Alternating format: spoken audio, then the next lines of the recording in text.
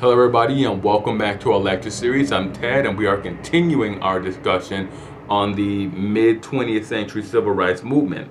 In our last lecture we were discussing the emergence of Wallace Bard as he began to preach his this new brand of Islam, the Islam of the Nation of Islam, in which he blended Christian beliefs along with this very strong Afrocentric worldview and this complete denouncement of Western European civilization. Fard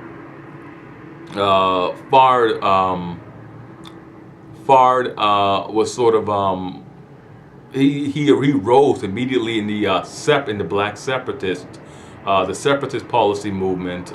He emerged just as Marcus Garvey was falling from grace, and his career was really hitting some turbulent waters. And he emerged as the new great figurehead in this movement, and led this charge to Islam, had a direct challenge to Christianity, which he viewed as a vestige of the African American community exile into North America, and also a vestige on their servitude of their enslavement, that they will worship the god of their oppressors. Now, to get back to our lecture series, Bard branded his new group the Nation of Islam, NOI, the NOI. The name was chosen because Fard hoped to create an independent Afro-Islamic nation, one that was not geographically removed from the United States, but spiritually, economically, and politically separated. Fard wrote 2 manuals to instruct his followers and established 2 schools, one for males and one for females. Now, Fard also took the fateful step of recruiting and training a paramilitary force, the Fruits of Islam, who served as his personal bodyguards and enforced NOI rules. With its militancy and strong anti-European message, the NOI quickly attracted the attention of the authorities. Authorities were quick to act. Fard was tried for a murder committed by one of his followers.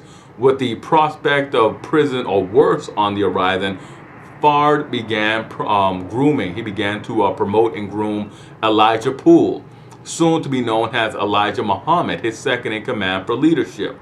Now, this transfer of power did not go as smooth as Fard had planned, and the early NOI under Fard split into 2 rival factions. Elijah Muhammad and his followers went to Chicago and established the Temple of Islam No. 2, which served as the group's national headquarters under Muhammad.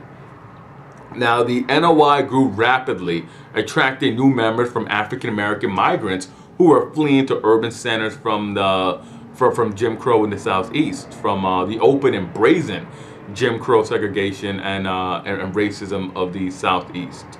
Now, these migrants were often bewildered and felt out of place in this new urban environment, these new city environments. They were coming in many places from small rural centers or from even urban centers in the Southeast, but that they just lacked the dramatic scale of opportunity and a sure and just the sure population. The dramatic shift in social environments was really too much for them, and they had a great difficulty in settling into their new communities. And they found they found comfort. They found comfort with the community setting of the Nation of Islam. The NOI emphasized the sanctity of marriage, family. They advocated strict dietary guidelines, behavioral rules, hygiene practices, abstinence from drugs and alcohol. And Elijah Muhammad kept an emphasis on forward position with the role of women to maintain. From accounts, Fard really wasn't that much into, I guess, female subjugation, but Elijah Muhammad was. And one of the reasons that he kept them, the schools separated, was to emphasize their subordination to men. And this position with the Nation of Islam will bring them to odds with the women's liberation movement and subsequent generations. Now, Fard also had ideas about the economic opportunities that separated and frequently, as it's known, black nationalism could bear by bringing it into practice. With their adherence to the principles of clean living and hard work, the separatists were often economically successful, and most donated heavily to the NOI. This allowed the NOI to embark upon a prolific building campaign that saw more than 100 temples nationwide be constructed. The temples in turn provided key support to local African American businesses like restaurants and tailors. The Nation of Islam became a force to be reckoned with as it became more fleshed out and adopted the trappings of nationalism. They adopted an official flag, an official anthem, various salutes, and were very keen to hold public parades, these sort of paramilitary-like parades. The behavior, ideas, militancies, passions espoused by these separatists in many ways mirrored their opposites, the segregationists. The NOI differed in many ways from other civil rights groups like the NAACP or SNCC, but they offered adherents a new way of life, a new path, a policy beyond politics, a life free from European Americans, a radical thought, a radical idea for that time, and for some people even now.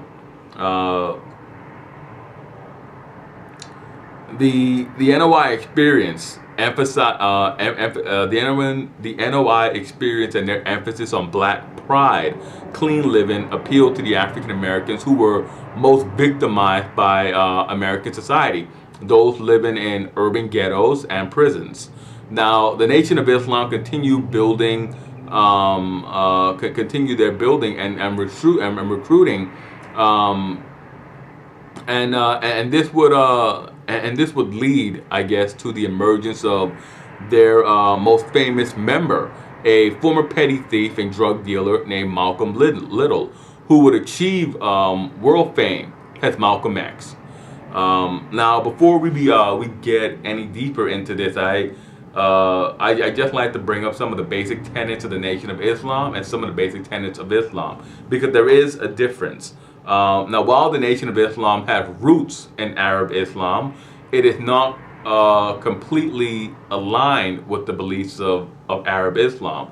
There are fundamental differences. And the Nation of Islam's, or Walid Fard's Islam, is a completely separate denomination in its own right.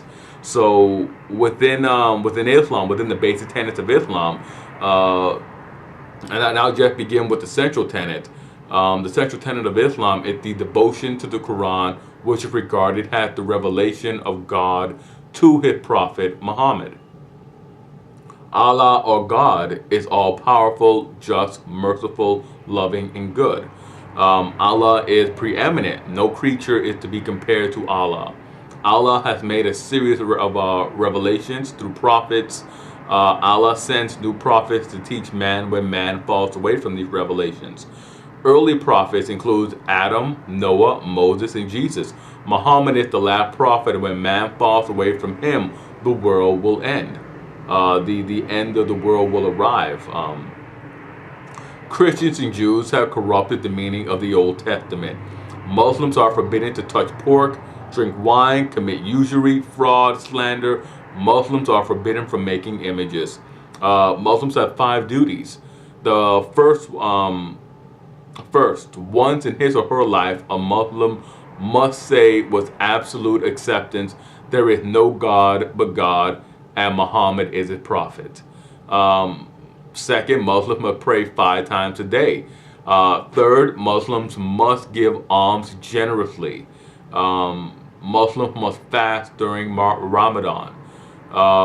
Once in his life, if it is possible, a Muslim must make the pilgrimage to Mecca. If it is possible, they must go on the Hajj. Now, that's contrasted with the basic tenets of Islam. the basic tenets of Islam from the Nation of Islam. And they begin with Wallace Bard was an incarnation of Allah who had come to free the lost found Nation of Islam in the West, meaning African Americans. By listening to Bard, African Americans will learn the truth about themselves, to defeat their white slave masters, and be restored to a position of primacy amongst the peoples of the world.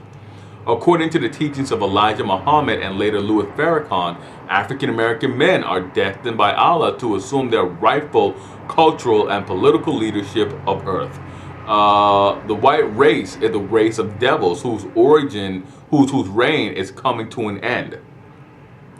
In preparation for the final battle between good and evil, there is a need for blacks to work together to heal their fallen, such as drug addicts, criminals, and to strive for economic independence from white society.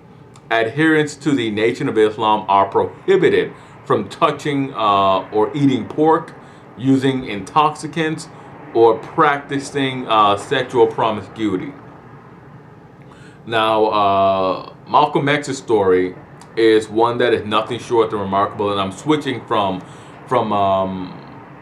just making that sort of like clear division, clear separation between the tenets of Islam and the tenets of the Nation of Islam back to our narrative on the general course of the mid 20th century civil rights movement and the emergence of the black separatist, black nationalist ideas. And Heather was saying, Malcolm X's story is nothing short of remarkable.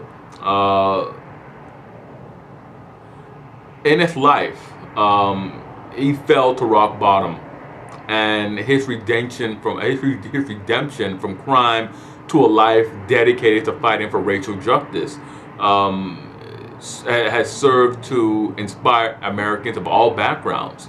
Malcolm X was born in Omaha, Nebraska in 1925 to a household that would be shattered by racism. His father, Earl Little, was a local Baptist minister and an adherent to the philosophies and the teachings of Marcus Garvey. His father was a follower of Garvey's. Earl Little's beliefs would have a long-lasting effect on his son and got the family into trouble with the local Ku Klux Klan chapters. Now, the family home in Lansing, Michigan was later burned to the ground, and Earl was later killed under mysterious circumstances. Louisa Little, Malcolm's mother, was committed to a mental institution with her children being placed into foster homes. Young Malcolm X was placed with a local racist couple, which led him to flee to flee from the home. He ran away, and he went to live with an older half sister, his older half sister Ella, in Boston. Now, while in the African American enclave of Roxbury, Malcolm was exposed to people who lived by their wits and enjoyed all that city life had to offer. The young Malcolm dove enthusiastically into this new lifestyle, getting his hair combed, which was straightened. It was sort of like the precursor to the modern perm that some African American men and women still use on their hair.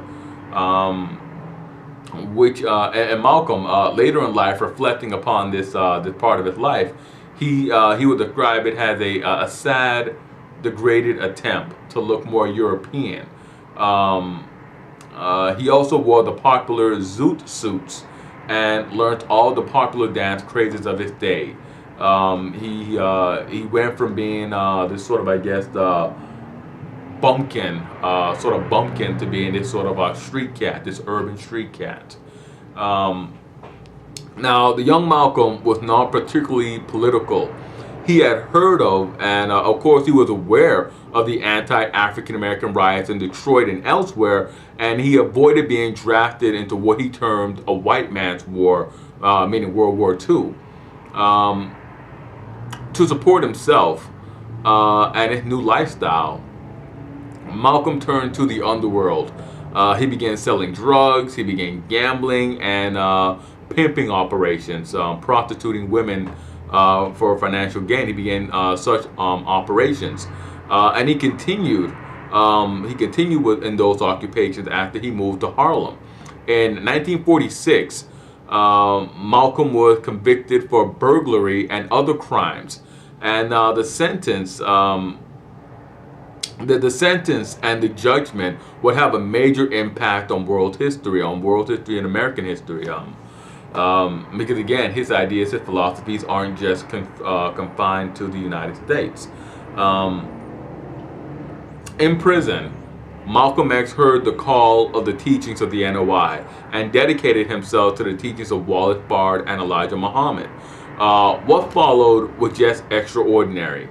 Malcolm began to improve himself immediately by delving into the Bible and the Quran. He read widely in many literature genres, including history, which became a favorite subject of his. Malcolm X also read the dictionary from cover to cover to improve his vocabulary. I made a reference earlier to literacy and education only being really available to the members of the upper middle class and elite in the African American community. Malcolm X came from the underclass of the African American community, and he did not really have a full education, and he did not really have an extensive vocabulary.